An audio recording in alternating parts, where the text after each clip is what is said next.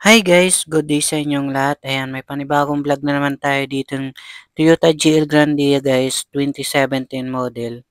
Ayan, automatic transmission na siya guys. Ayan, sariwa talaga to guys, good condition, okay? So pang long drive nyo guys.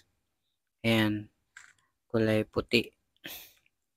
Ayan, wala siyang basag. Ah, Ayan, wala siyang issue. So nakasarado. Ay, bukas pala. Ayan guys, oh. Mga maganda yung upuan niya, naka-seat cover, ayan. With headrest, so meron na kayong patungan yan, oh, maganda yung loob niya guys. Sa 15 seaters lang siya. Ayan, okay.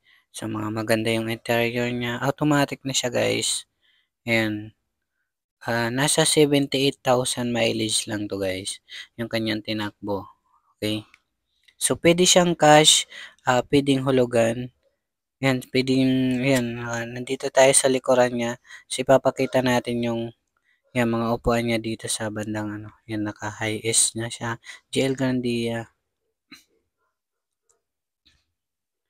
Ayan, oh.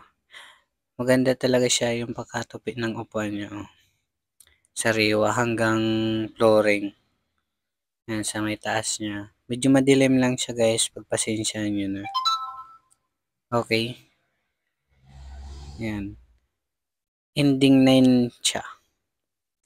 So, pwedeng hulugan siya guys. Ang mga down payment nito nasa 450,000. Ulitin ko, 450,000 down payment. Paghulugan. Ang ano nito, ang monthly is sa 3 years, nasa ano, 3 years nasa 20, ano, nata 35,000 ata.